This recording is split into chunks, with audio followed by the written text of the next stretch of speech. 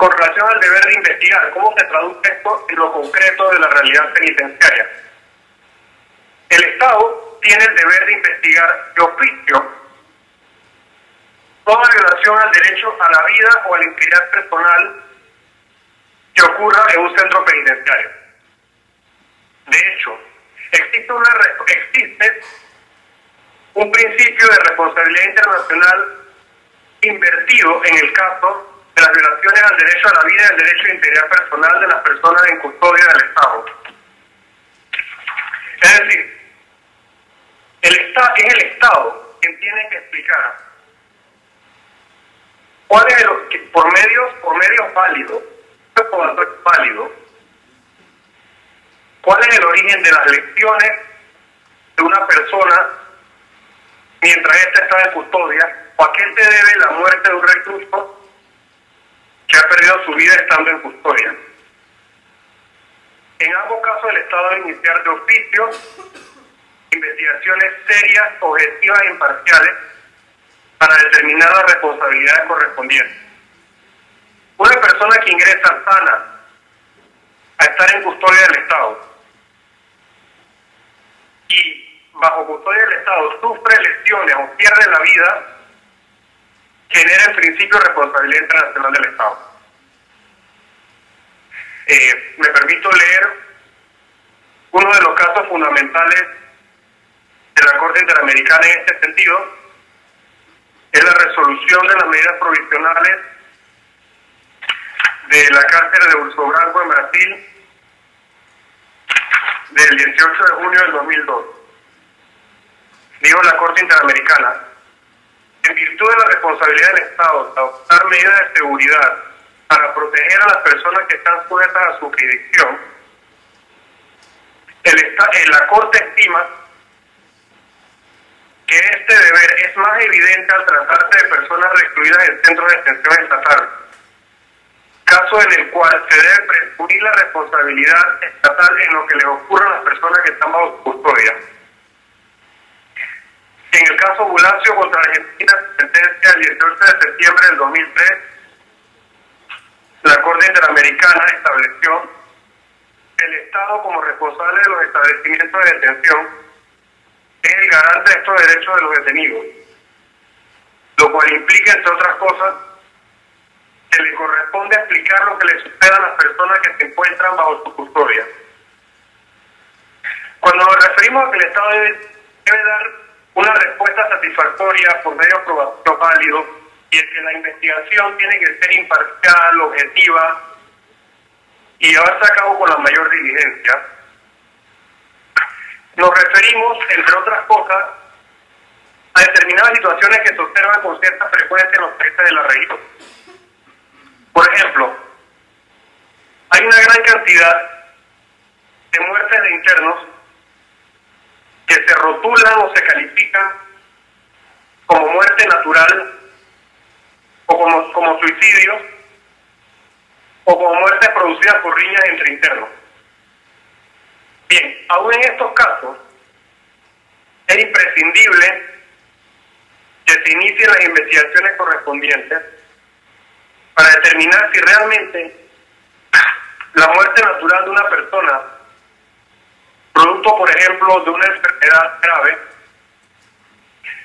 no se debió a una falta de deber de atención médica por parte del Estado, si no hubo alguna forma de reacción de parte de la correspondiente, incluso de las autoridades judiciales a cuyo cargo está la persona, o en el caso de suicidio, por ejemplo, es frecuente ver que automáticamente se califica esto como suicidio de personas que no tenían un perfil suicida, de personas que no había razones para pensar por qué se debieron suicidar, sino que simplemente se califican de esta manera porque aparecen ahorcadas o porque aparece que se quitaron la vida por otro medio.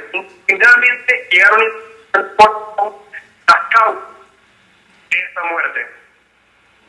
Incluso en algunos países se ha comprobado que muchas muertes entre internos, que en principio pudieran parecer riñas entre privados de libertad, deben a que agentes penitenciarios instigaron a determinados internos para que agredieran a otros. Por ejemplo, algún interno que había presentado alguna denuncia contra alguno de los agentes penitenciarios o que de alguna forma estaba accionando jurídicamente que no le convenía. Y como digo, estos casos y estas situaciones a las que me refiero no se refieren a la situación concreta de Panamá, sino a otros casos que hemos visto en otros países. Pero lo que quiero remarcar es lo siguiente, que es fundamental para el Estado investigar todas aquellas violaciones a derechos fundamentales que ocurren en los centros penitenciarios. Además, y no me extiendo más porque sé que el tiempo apremia, el ejercicio de la posición de garante del Estado implica, por ejemplo, el Estado debe ejercer un adecuado control del ingreso, registro, examen médico inicial de los detenidos. Además, que el Estado provea la atención médica adecuada en los centros penitenciarios. Con respecto y este es un tema fundamental, el derecho a la integridad personal de los reclusos implica que el Estado debe adoptar todas aquellas medidas necesarias para garantizar estándares mínimos de salud. Bien, y en este sentido no solamente es importante la atención médica que pueda dispensar el Estado, también es importante que el Estado mantenga condiciones sanitarias adecuadas de los centros penales. Por ejemplo, garantizar la provisión de agua potable, de alimentos en buen estado, controlar enfermos que tengan enfermedades contagiosas, tuberculosis, enfermedades de transmisión sexual. Aquí es donde es importante el control del examen médico al ingreso del detenido.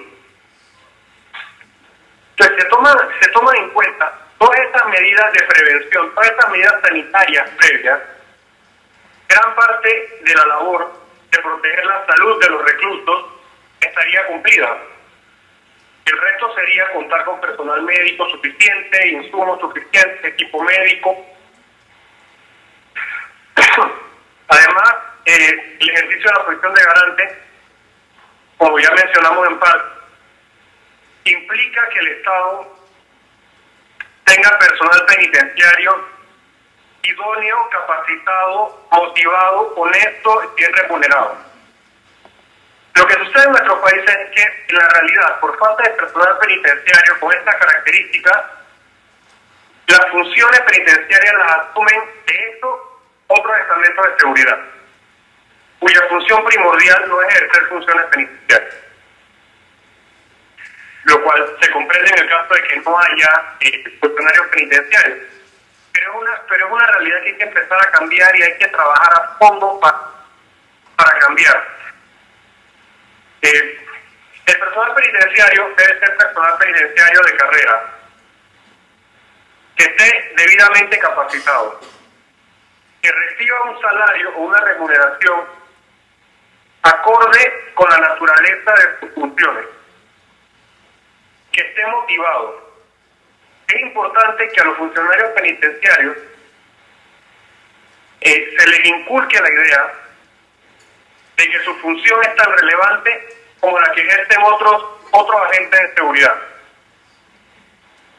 Yo recuerdo cuando trabajaba en el tema de cárceles en Panamá, y esto me tocó verlo en la práctica, que muchas de las quejas de los custodios eran de que su salario, su sueldo, fuera igual al de la policía. Y que bueno, realmente era bastante bajo en comparación con las funciones que ejercían. Y sí se notaba que existía una cierta desmotivación, un cierto sentimiento de inferioridad en el mundo carcelario del custodio frente al policía. En lo personal creo que no es una concepción que favorece el adecuado trabajo en la cárcel. Además, el personal de custodia directa de los privados de libertad no debería deberían ser agentes policiales ni en los casos que tienen de países con ejércitos funcionarios militares, sino a personal capacitado para tratar directamente con los reclusos. Este personal penitenciario, como ya mencioné, debe contar con el equipo necesario para realizar sus funciones, con los medios de uso de la fuerza no letal que sean necesarios, sobre todo aquellos que están en contacto directo con los reclusos. Las normas internacionales dicen que aquellos agentes de seguridad que estén en contacto directo con reclusos no deberán portar armas letales. Por otro lado, el uso de la fuerza en general en las cárceles debe estar perfectamente regulado. Deben existir los protocolos y los mecanismos para reducir al mínimo el uso de la fuerza letal solamente en aquellos casos que sea estrictamente necesario para proteger la vida humana de personas que puedan encontrarse en riesgo. Incluso con respecto a los métodos de uso de la fuerza no letal, también deben seguirse los principios de proporcionalidad, de necesidad, que se usan con respecto a los medios de fuerza letal. Hemos observado en distintas cárceles de América Latina que, por ejemplo, en algunos países se hace un uso abusivo de las balas de goma, que si bien son un método de uso de la fuerza no letal, si no se utilizan de acuerdo con criterios de proporcionalidad, pueden llegar a causar daños irreparables en las personas totalmente injustificados. O bien el uso de bombas lacrimógenas, de bombas vomitivas, que si bien es cierto, son letales, deben usarse de acuerdo a principios de proporcionalidad, de acuerdo a principios de necesidad, para que no causen mayor daño a los reclusos de lo que es necesario por la situación concreta que lo merite. El disparar latas de gas a personas puede producir quemaduras, puede producir lesión, sobre todo si se hace a corta distancia. El utilizar gases lacrimógenos o bombas vomitivas en espacios cerrados, hacinados, puede causar problemas respiratorios serios a las personas que se encuentran ahí. Entonces, si el punto es que por más que se trate de medios no letales, deben usarse de acuerdo a estrictos protocolos de necesidad y legitimidad. Por otro lado, la posición de garante del Estado implica también que se establezcan procedimientos, normas para la aplicación de sanciones disciplinarias a los reclusos que no lleguen a constituir tratos crueles, inhumanos y degradantes. Y quiero hacer una salvedad. Los reclusos, además de tener derechos, también tienen deberes. Deberes de distinta naturaleza dentro de la vida de un centro penitenciario. Y por eso el Estado debe establecer ciertamente regulaciones muy claras relativas a la aplicación de las sanciones disciplinarias, que en definitiva también son un medio para mantener la seguridad interna de las prisiones, el orden, la disciplina, que contribuyen al respeto y garantía de los derechos de los privados de libertad. Sin embargo, como mencionaba, estas sanciones deben aplicarse de acuerdo a normas establecidas, a procedimientos establecidos, y siempre que no lleguen a representar un trato cruel, inhumano o degradante.